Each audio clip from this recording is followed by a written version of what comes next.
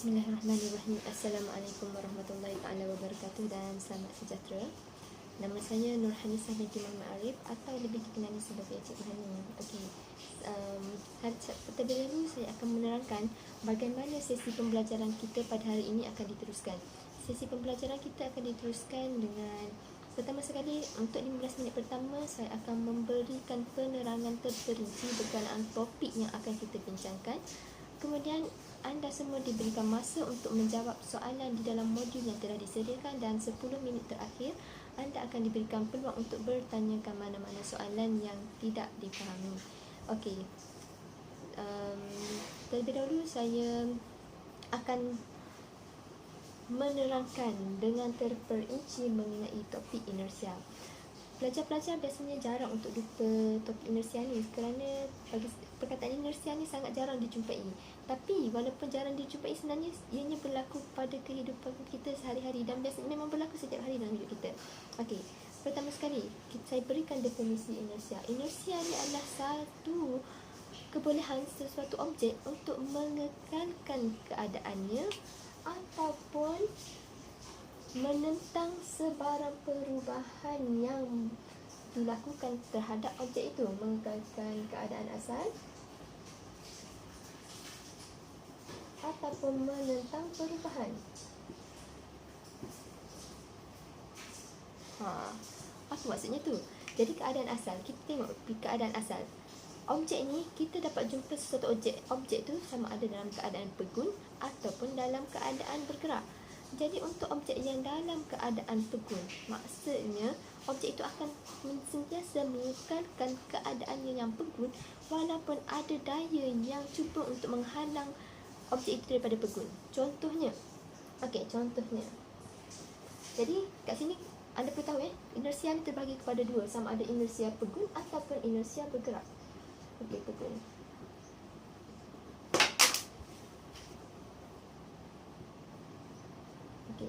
Cuba anda bayangkan, anda mengambil sekeping cardboard dan letakkan cardboard tersebut di atas sebiji gelas. Jadi apabila cardboard ini ditarik menentang keadaan asalnya yang pegun, maka duit shilling ini akan jatuh ke dasar gelas tersebut. Kenapa? Inilah sebenarnya yang berlaku akibat daripada inersia pegun. Jadi dia cuba mengekalkan keadaannya yang dalam keadaan pegun, menentang pergerakan cardboard tersebut. Ataupun inersia bergerak.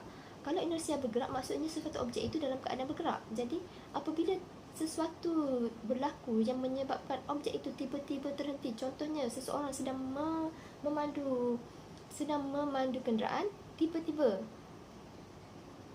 kenderaan tersebut dihentikan secara mengejut, sama ada berlakunya kemalangan ataupun biasa kita panggil emergency brake. Jadi apa yang berlaku, kita menghentikan kenderaan itu dalam masa yang singkat dan menyebabkan badan kita yang dalam keadaan bergerak di dalam kereta itu mengekalkan keadaannya supaya bergerak. Jadi apa yang berlaku, penumpang yang sedang bergerak tadi akan terhempan ke hadapan. Sebagai contoh lain saya bagi. Okey. Kita susun buku.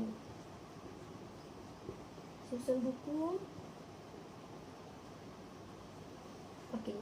Apa yang berlaku bila sekiranya kita menarik buku, kita ingin mengambil contohnya buku sains yang berada di tengah ni. Jika kita mengambil dengan cepat, maka buku di atas ini tidak akan bergerak bersama, tapi dia akan turun ke bawah. Jadi kita dapat mengambil buku ini tanpa menggerakkan buku di atas. Itu adalah disebabkan oleh inersia pegun yang berlaku. Okey, kita teruskan. Untuk inersia bergerak pula, contohnya ini biasa berlaku bila kita nak tuang sos. Bila kita nak tuang sos ke dalam piring. Okey. Apa yang kita perlu lakukan supaya sos ni jatuh dengan cepat? Perasan tak bila kita nak jatuhkan sos ni daripada tempat asal ni, kita perlu menggerakkan botol tersebut, kemudian sos akan mengalir. Kenapa? Kerana sos di dalam ni mengalami inersia yang menyebabkannya bergerak ke bawah. Tetapi apabila kita menghentikan pergerakan botol tersebut, maka motor ni sekarang berada dalam keadaan pegun, maka sos yang berada di dalam ini akan mengekalkan keadaannya bergerak untuk turun ke dalam pinggan tersebut. Itulah yang dinamakan sebagai inersia. Okey. Jadi pertama sekali kita perlu tahu faktor-faktor yang mempengaruhi inersia ni ada 2. Pertama sekali, masa.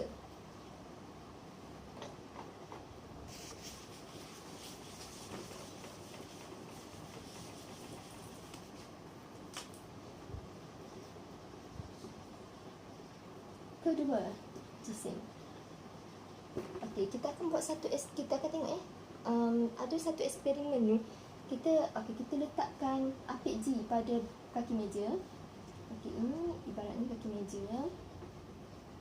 Dan kita letakkan apik G pada kaki meja tersebut. Kemudian pada apik G ni kita letakkan satu mata gergaji besi. Okey, pada hujung gergaji besi ni kita letakkan satu plastisin. Okey, apa yang berlaku? Kita kenakan daya pada plastisin ni dan kemudian kita catat masa yang diambil oleh plastisin ini untuk plastisin ini berhenti. Okey, kita gunakan plastisin dengan jisim yang berbeza. Dekat sini kita akan tengok tahu apa yang akan berlaku pada akhir eksperimen. Semakin besar jisim, semakin lama masa untuk 10 ayunan. Contohnya, pada jisim 30, kita ambil 30 dan 40. Untuk mendapatkan 10 ayunan, biasanya, untuk jisim 30 gram, contohnya, untuk 30 gram, kita mengambil masa selama 4.1 saat untuk mendapat 10 ayunan. Manakala jika plastisin ini berjisim 40 gram, maka masa yang diambil adalah 6.5. Jadi di sini kita dapat buktikan bahawa semakin besar jisim, semakin besar inersia. Jadi sebab itulah kalau kemalangan berlaku, sekiranya kemalangan tu berlaku dalam masa yang singkat ataupun kemalangan tu berlaku pada jisim yang besar, maka kecederaannya adalah sangat parah. Okey, boleh faham setakat ni? Okey, kita teruskan lagi dengan kenapa, di mana sebenarnya kita dapat kesimpulan ni. Okey, kesimpulan daripada inersia ni kita peroleh daripada hukum gerakan Newton pertama.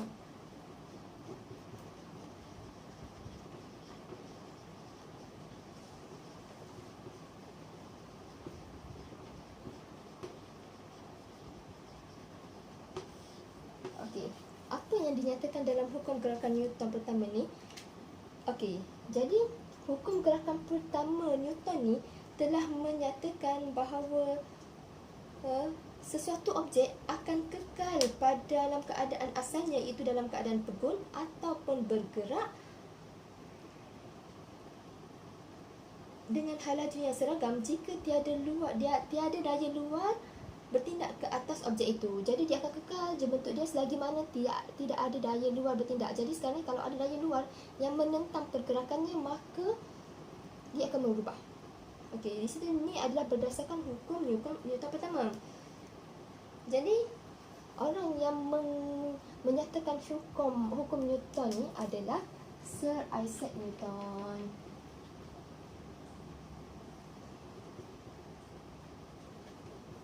Jadi Sir Isaac Newton ni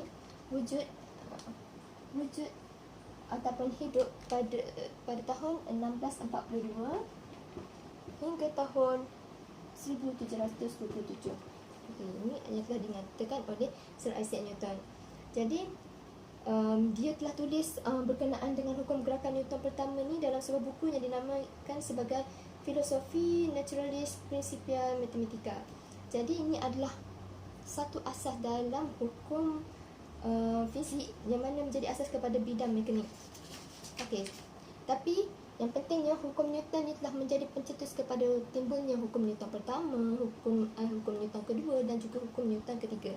Jadi, okey, dekat sini kita akan tengok kesan inersia. Inilah yang kita dapat aplikasikan kesan inersia ni dalam kehidupan kita sehari-harian ya.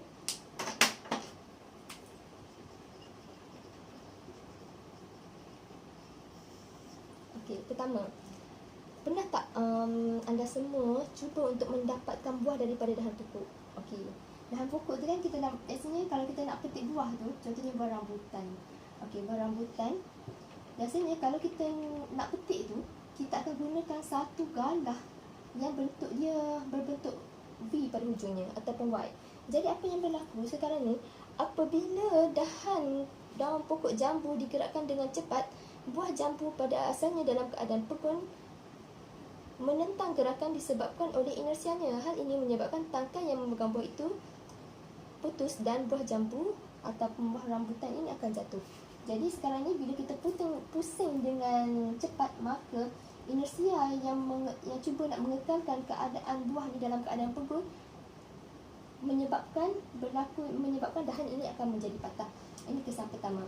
Okey, untuk kesan kedua pula, kertas tisu. Saya rasa ni semua orang pernah ni tarik tisu kan. Jadi bila kita tarik tisu, perasan tak? Sepatutnya bila kita tarik tisu tu,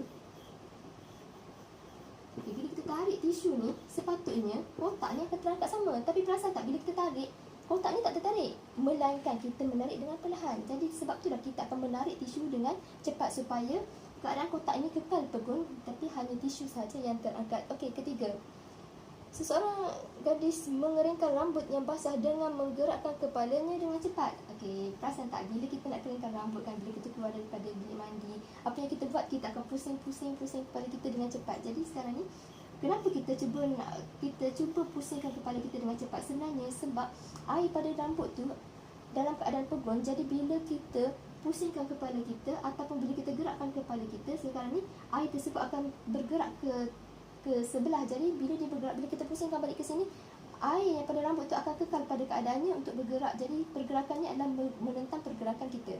Okey, boleh faham? Okey, seterusnya kita peluncur ais. Apa yang berlaku?